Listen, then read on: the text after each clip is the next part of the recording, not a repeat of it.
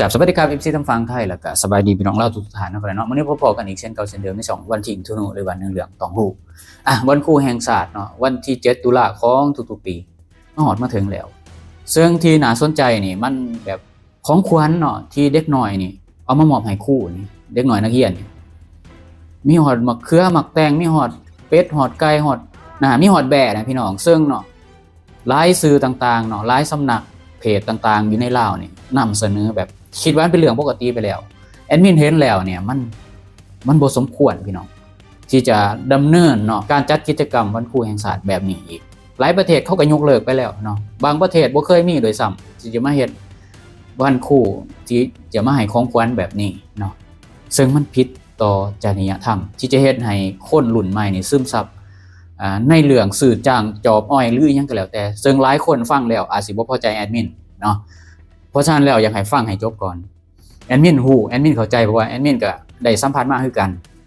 เนาะเป็นสิ่งที่ลาวเฮาต้องควรเปลี่ยนแปลงปรับเปลี่ยนแก้ไขเพื่อมันสร้างค่านิยมที่ผิดเพี้ยนเป็นวัฒนธรรมที่บ่ถูกต้องนะสิเป็นแนวใดไปเบิ่งกันพี่น้อง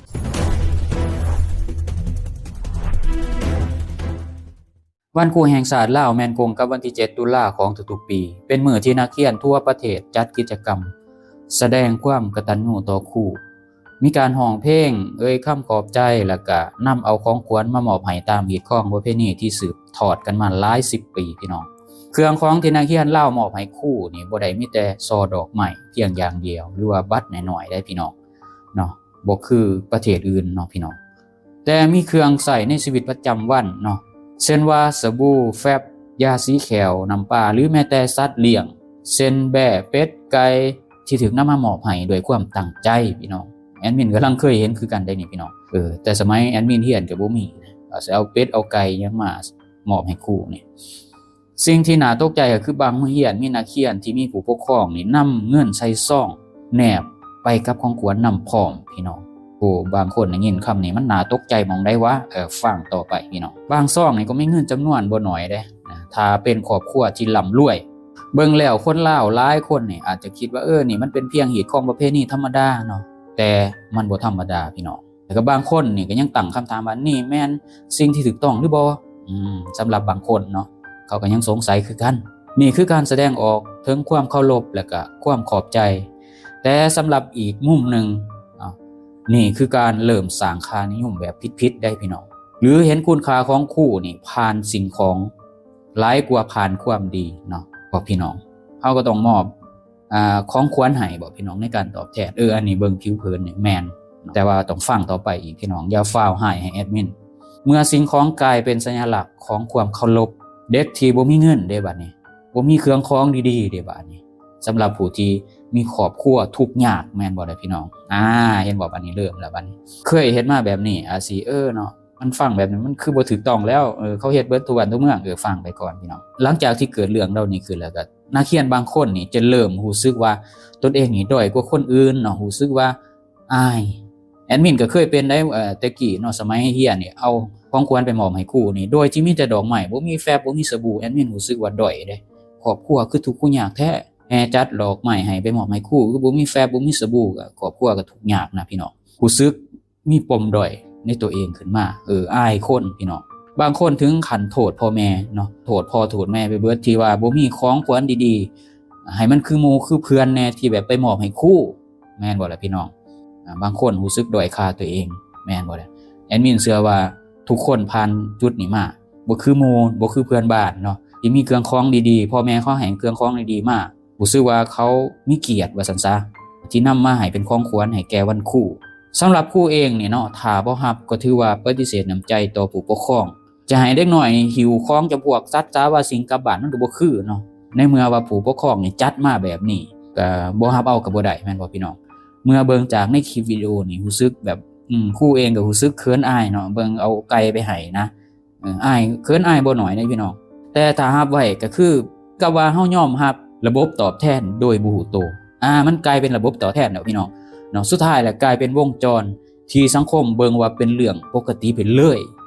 แม่นบ่นี่แหละที่แอดมินบอกว่าอย่าฟ้าวหายเพราะว่าพวกท่านคิดว่ามันเป็นเรื่องปกติไปแล้วเป็นวัฒนธรรมไปแล้วหรือเป็นเรื่องธรรมดาหยังนี่แหละ ดังนั้นจึงเอิ้นว่าเป็นวัฒนธรรมโดยสมบูรณ์แม่นบ่พี่น้องสำหรับบางคนเนาะการให้เครื่องของในวันครูอาจเป็นเรื่องเนาะเล็กๆน้อยๆแต่ถ้าเบิ่งให้ลึกลงไปกว่าหันพี่น้องมันคือการปลูกฝังแนวคิดว่าการให้เครื่องของเป็นหนทางสู่ความเอ็นดูหรือหาโอกาสทางสังคม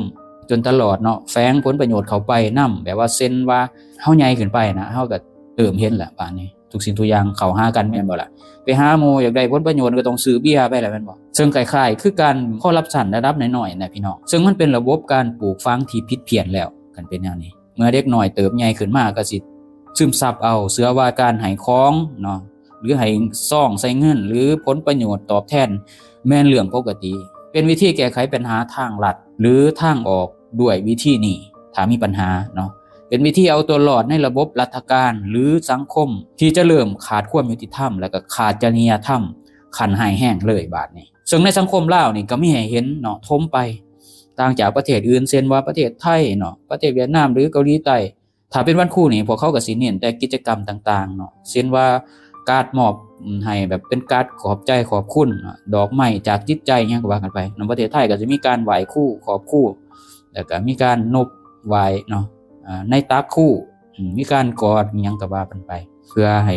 มีความผูกพันต่อกันมีความรักมีความกตัญญูต่อกันนักเรียนก็สิเว้าผูกความขึ้นนักเรียนก็สิผูกพันขึ้นก็สิตั้งใจเรียนขึ้นเนาะมันก็เป็นจิตวิทยาอีกอย่างนึงการเฮ็ดกิจกรรมจังซี่เนาะมันแบบเป็นแทนคำขอบใจดีกว่าการให้ของขวัญเด้อพี่น้องมันบ่แม่นเอามูลค่าจากสิ่งของมาแทนได้เนาะของเรานี่พี่น้องพฤติกรรมเรานี่สะท้อนถึงจุดอ่อนของระบบคุณธรรมในลาวพี่น้องที่ยังบ่ทันแยกแยะชัดเจนระหว่างของขวัญกับน้ำใจที่มันบ่เป็นรูปธรรมนะแต่ว่ามันเป็นคุณธรรมเนาะถึงว่ามันเป็นสิเป็นนามธรรมแต่มันเป็นคุณธรรมจริยธรรมสิเทียบกับเครื่องตอบแทนเพื่อผลประโยชน์จังซี่มันเทียบบ่ได้มันว่าสิแก้ไขปัญหานี่มันบ่แม่นว่าการห้ามให้เด็กน้อยก็ให้ของควรหรืออีหยังเด้อพี่น้องแต่ควรเริ่มจากการให้ความรู้เรื่องคุณค่าความจริงใจจะดีกว่าบ่พี่น้องแล้วก็ความหมายที่แท้จริงของคำว่ากตัญญูนี่มันบ่แม่นสิ่งที่เกี่ยวข้องกับมูลค่าสิ่งของเลยพี่น้องสำคัญไปกว่านั้นก็คือหลักจริยธรรมพื้นฐานครูเองนะก็มีบทบาทสำคัญในการเป็นแบบอย่างถ้าครูปฏิเสธเครื่องของถือว่าเป็นการสอนเด็กน้อยพี่น้องรณรงค์บอกครูทั่วประเทศปฏิเสธเด็กน้อยห้ามเอาเครื่องของหยังมาที่มันเป็นสิ่งของน่ะบ่ต้องก็ได้เอาแต่ดอกไม้จังสิเฮ็ดได้บ่พี่น้องเริ่มได้บ่พี่น้องเพราะแอดมินก็เฮ็ดมาหลายปีแล้วคำขอบใจจากใจที่มีคุณค่าเนี่ยมันหลายกว่าราคาเครื่องของที่มันมีราคาแพงได้พี่น้องเด็กน้อยเนี่ยเขาสิจดจำสิ่งนี้ไปตลอดชีวิตเลยผู้ปกครอง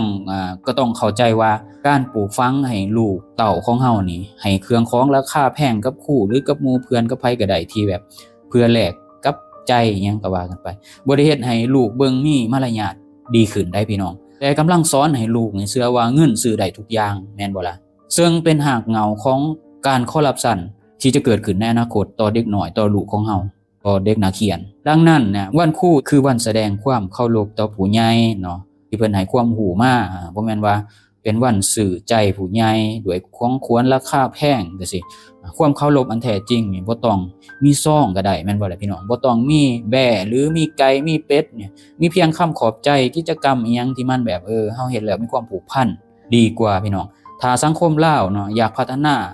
อย่างแท้จริงเนี่ยต้องเริ่มปลูกฝังความซื่อสัตย์แล้วก็คุณธรรมจริยธรรม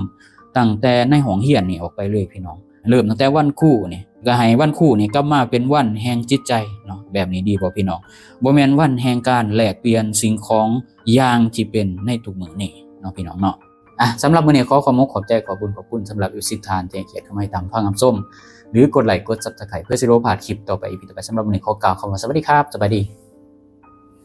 บาย